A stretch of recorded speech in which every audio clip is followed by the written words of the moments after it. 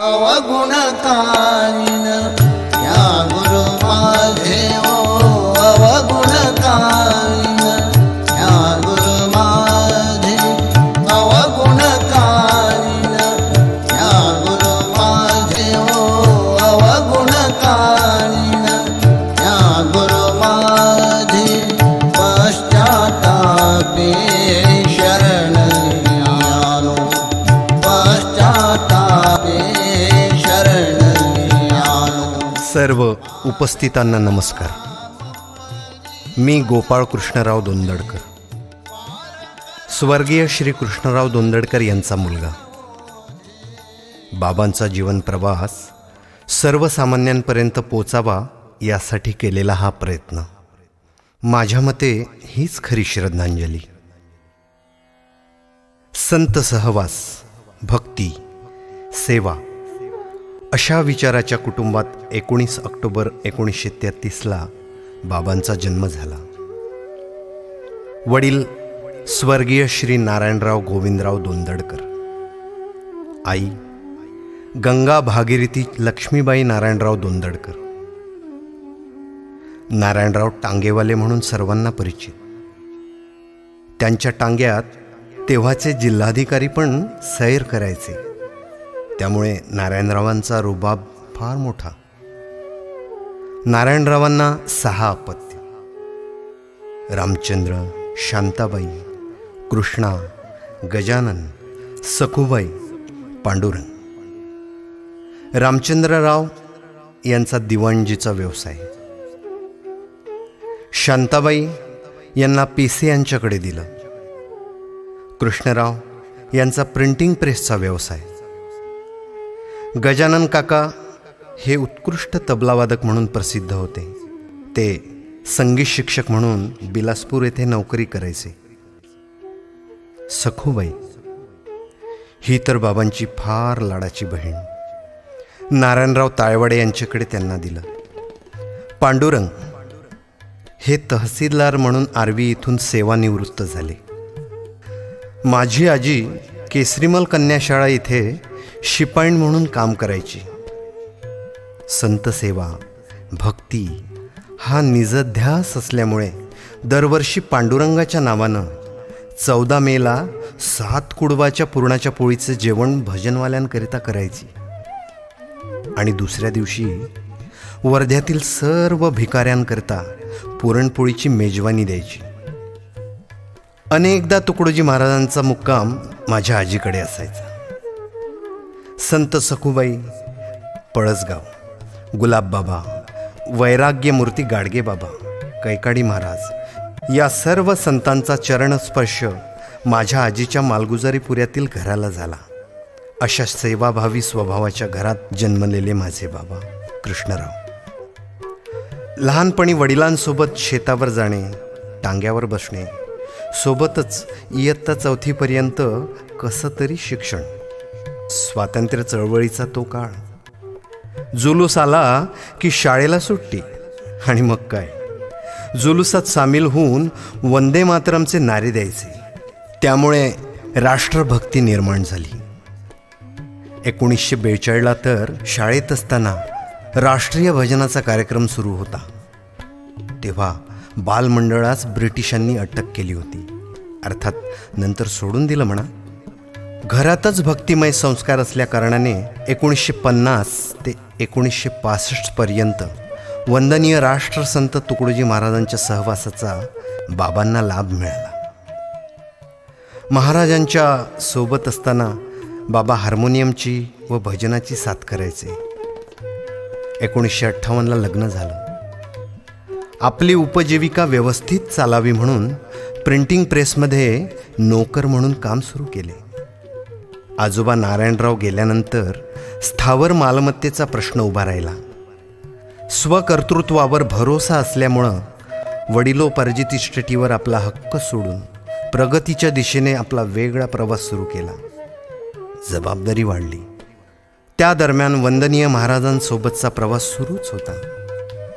कुटुंबाची जबाबदारी वाढल्यानंतर भजनापेक्षा कुटुंबाला भोजनाची गरज पहिली असं मनात वाटू लागलं.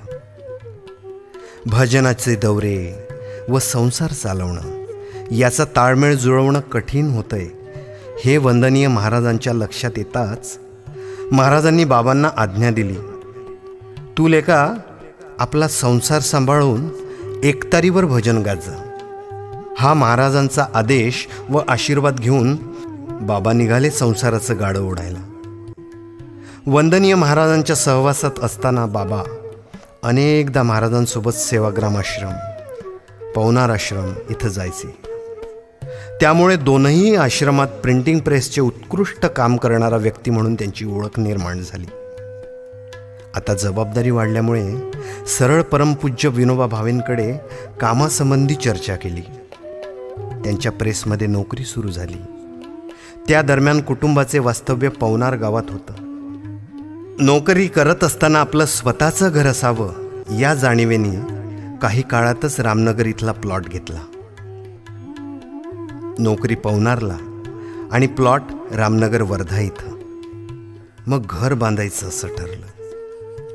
परिस्थिती नाही, परंतु आत्मविश्वास हीच खरी इस्टेट अशा विश्वासानं रोज 10 ते 5 पवनारच्या प्रेसमध्ये काम करायचे व नंतर रात्री वर्धा इथं येऊन आपल्या घराचे फाटे ठोकायचे.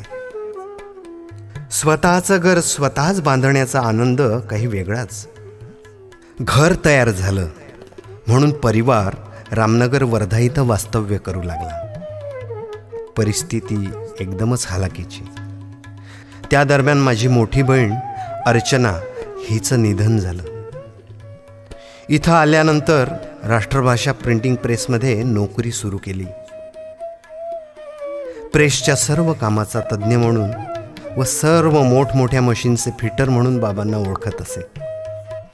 त्या दरम्यान बैद्यनाथ कंपनीचं भलं मोठं सिलेंडर मशीन फिट करायला बाबांना बोलवलं गेलं. संसाराचा व्याप वाढला. मी, माझा भाऊ, बहीण, गायत्री असे सर्वजण बाबांच्या संसाराच्या रथातून प्रवास करत होतो. 1976ला राष्ट्रभाषा प्रिंटिंग प्रेस सोडताना प्रॉव्हिडंट फंडाचे केवळ 3,000 रुपये मिळाले. आता काय करायचे? प्रिंटिंगसोबत उत्कृष्ट बाइंडर म्हणून बाबांना ओळखायचे. तेव्हा शिक्षा मंडळ गाठलं. शिक्षा मंडळाच्या सर्व कॉलेजांमधील बाइंडिंगचे काम सुरू केले. त्या दरम्यान प्राचार्य सुपे, ग्रंथपाल दातेसाहेब, राऊतसाहेब यांची साथ लाभली. जरा सर्व बरं चालायला लागलं. पोटाशी थोडा पैसा पण आला म्हणून सामयोग प्रिंटिंग प्रेसचे संचालक श्री तुकारामजी चौधरी यांनी मैत्रीचा हात दिला. तिथून खरा प्रिंटिंग प्रेसच्या मालकाचा खऱ्या अर्थाने प्रवास सुरू झाला. या दरम्यान गुरुभक्तीही सुरूच होती. वर्ध्यात राष्ट्रसंत तुकडोजी महाराजांचे विचार प्रतिष्ठान असावे ही भावना मनात खदखदत होती. तेव्हा प्राचार्य मधुकरराव उर्फ भाऊसाहेब देशमुख यांच्याशी ओळख झाली. शहाणे काका, डोंगरे काका, वसंतराव ठाकरे इतर काही लोकांना सोबत घेऊन वर्ध्यात प्राचार्य भाऊसाहेब देशमुख यांच्या अध्यक्षतेखाली वंदनीय महाराजांच्या विचार प्रतिष्ठानाची स्थापना केली व स्वतः संस्थेचे संस्थापक सदस्य म्हणून कार्यरत राहिले. हे सुरूच असताना आपल्या एकतारी भजनाचे कार्यक्रम त्यांनी सुरूच ठेवले. मला आठवतं, मी 7वीत किंवा 8वीत असेन. बाबांसोबत एकदा मी जेलमध्ये गेलो. अहो तसं काही नाही, तर वर्ध्याच्या कारागृहात दर रविवारी सकाळच्या वेळी कैद्यांना संस्कार देण्याच्या दृष्टीने ते कैद्यांना शिकवायला जात. कैद्यांच्या वाणीत भक्ती यावी, तसेच त्यांच्यावर चांगले संस्कार व्हावेत यासाठी गीताई मिशनचा महाराष्ट्र शासनाच्या मदतीने तो केलेला प्रयत्न होता. 1 वर्षभर मी पण त्यांच्यासोबत गायला जायचो. बाबांचे एकतारी भजनाचे अनेक कार्यक्रम झाले. त्यात महाराष्ट्राचे राज्यपाल स्वर्गीय श्रीमन नारायण अग्रवाल यांचे निवासस्थानी, परमपूज्य विनोबा भावे यांचे समोर परमधाम पवनार इथं, सेवाग्राम आश्रम, मोझरी आश्रम, खेडोपाडी अशा अनेक ठिकाणी राष्ट्रसंत तुकडोजी महाराज व महात्मा गांधी परमपूज्य विनोबा भावे यांचा ग्राम निर्माणाचा विचार, राष्ट्रीय एकात्मता, अस्पृश्यता निर्मूलन, साक्षरता प्रचार, व्यसनमुक्ती अशा अनेक विषयांवर बाबा आपल्या भजनाने व भाषणाद्वारे जनसामान्यांपर्यंत पोहोचले. गेले काही वर्ष बाबा वर्धा जिल्हा वृद्ध कलावंत संघटनेचे अध्यक्ष म्हणून कार्य करत होते. त्याद्वारे अनेक वृद्ध कलावंतांना महाराष्ट्र शासनाचे मासिक मानधन बाबांनी मिळवून दिले. बाबांना पर्यटनाची खूप आवड. वयाच्या 81व्या वर्षी बाबांनी माझे मित्र श्री सुरेश तायवाडे देवळी यांच्यासोबत 54 किलोमीटर बर्फात चालत अमरनाथ ही यात्रा केली. बद्रीनाथ, केदारनाथ, तिरुपती, चित्रकूट, नैनिताल, ऋषिकेश, लखनौ, स्वर्णमंदिर, जालियनवाला बाग, भल्लतीर्थ, सौराष्ट्र, कन्याकुमारी, सोमनाथ, दिल्ली, त्र्यंबकेश्वर अशा अनेक ठिकाणी बाबा आवडीने जात. माझ्या मित्रांचा मित्र म्हणून बाबांची ख्याती होती. 1999ला बाबांच्याच पुढाकाराने नमो सद्गुरू ही ध्वनिफीत बाजारात आणली. या ध्वनिफितीला जनसामान्यांचा अतिशय चांगला प्रतिसाद मिळाला. तेव्हापासून माझ्यातील संगीत संयोजक जागृत झाला.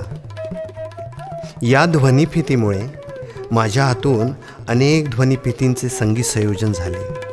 त्यामुळेच मी गुरु डिजिटल हा स्वतःचा स्टुडिओ मुंबईला सुरू करू शकलो. मला जे जे काही मिळालं ते सर्व बाबांच्या आशीर्वादामुळेच.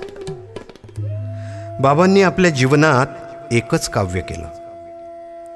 11 ऑक्टोबर 1968ला महाराज अनंतात विलीन झाले. त्या दिवसापासून तर अंत्यसंस्कार होईपर्यंत अगदी मोजक्या व चपखल शब्दात आपल्या लेखणी व स्वराद्वारे त्यांनी आपले भाव प्रकट केले. भाविकांच्या डोळ्यात अश्रू अनावर होईल यात शंकाच नाही. मानवतेचे सत्य पुजारी राष्ट्रसंत लोपले, मनाचे देह भान हरपले, मनाचे देह भान हरपले.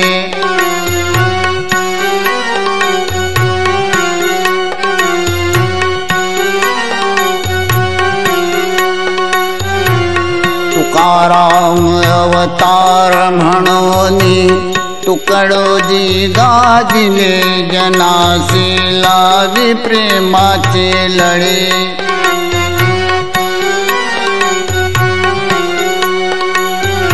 जनकल्याण फिरून रात्र दिन, देह कष्टी खातिला, चंदना परी झिजत राहिला.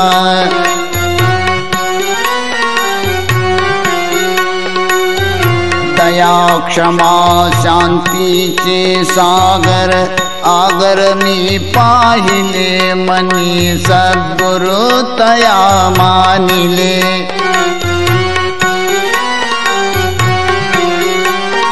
अघटित ध्वनी संकेत कसा होऊन, ब्रह्मलीन झाले राष्ट्रसंत म्हणून.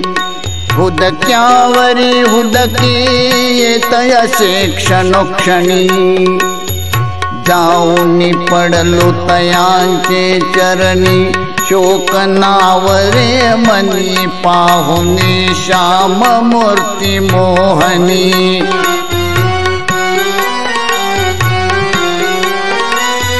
गुदगुदली गुरुकुंज मोधरी, समूह भार लोटला, ध्वनी शोकाचा एक उठला.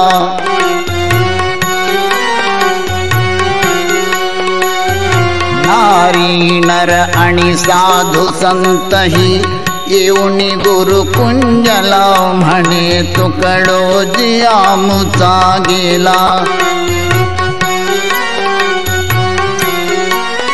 नचरी घाऊरे पै पायी मुंगी जवया, जन असंख्य जमले अंतयात्रा पहावया, नयनाग्नी अश्रू सांडती सगळ्याचिया, हृदय फाकले समुदायाचे काही सुचेनच कुणा, भया भीत वाटे सगळ्या जना.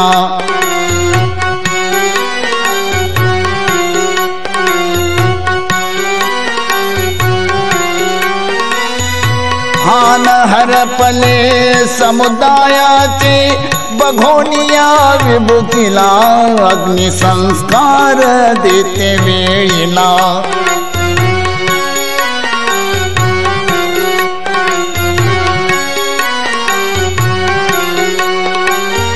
उचलोनी ठेविले चितेवरी, स्पर्श अग्नीचा झाला पंचतत्वात क्षणी मिसळला.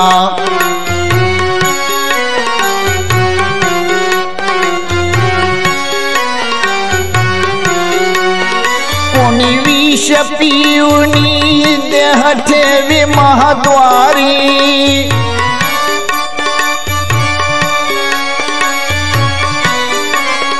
कुणी उड्या घालती धडगत्या चितेवरी.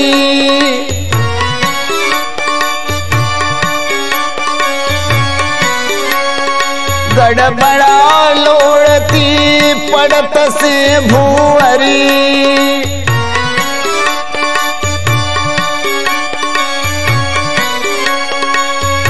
असह्य दुःखे होऊन सगळ्या कुणा मानिना कुणी, हुर हुर वाटतसे हो मनी.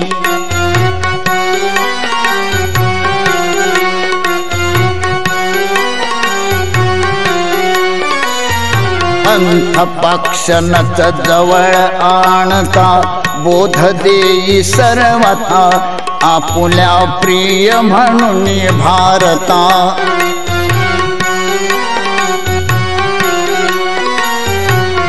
कोणी राहो एकमताने राष्ट्रीय एकात्मता, कळवळा सांगे सगळ्या हिता.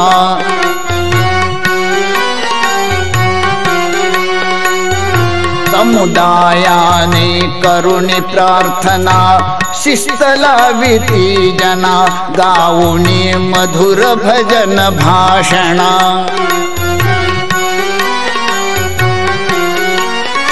आम्ही नच विसरू त्वाजे सांगितले,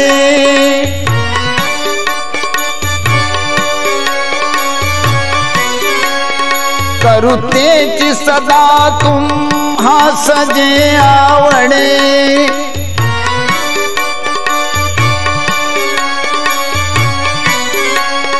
कही वरुणी सांगतो कृष्णा तुमच्या पुढे,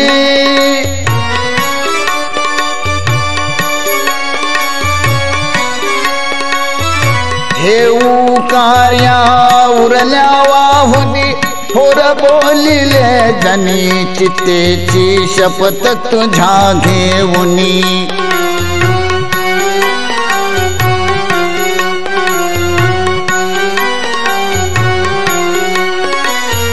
मानवतेचे सत्य पुजारी, राष्ट्रसंत लोपले मनाचे देह भान हरपले, मनाचे देह भान हरपले, मनाचे देह भान हरपले. 2008ला खासदार दत्ता मेघे यांच्याकडून बाबांचा सत्कार व तिथे कार्यक्रम झाला. 2010ला बाबांची एकतारी भजन प्रवाह ही महाराजांच्या भजनाची व्हिडिओ CD लोकार्पण झाली. अनेक मान्यवरांनी त्यांच्या भजन गायनशैलीचे कौतुक केले. 2013ला डॉक्टर प्रकाश आमटे यांचे हस्ते बाबांना जीवन गौरव पुरस्काराने गौरविण्यात आले. अशा या सेवाभावी हरहुन्नरी कलावंतास माझा व श्री गुरुदेव सेवा मंडळ वर्धा तसेच वर्धा जिल्ह्यातील सर्व संगीतप्रेमींचा सलाम. माझ्या मते बाबांचा जीवन प्रवास लोकांपर्यंत पोचावा हीच खरी त्यांना दिलेली श्रद्धांजली. आम्ही नच विसरू त्वाजे सांगितले,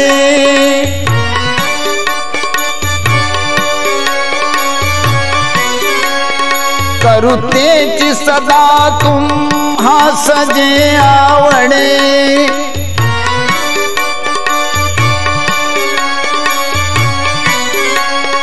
कहीवरून सांगतो कृष्णा तुमच्या पुढे,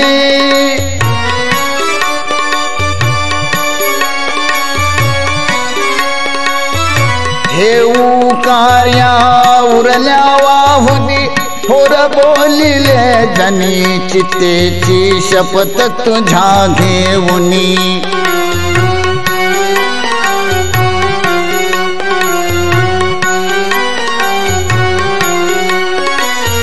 मानवतेचे सत्य पुजारी, राष्ट्रसंत लोपले मनाचे देह भान हरपले, मनाचे देह भान हरपले, मनाचे देह भान हरपले.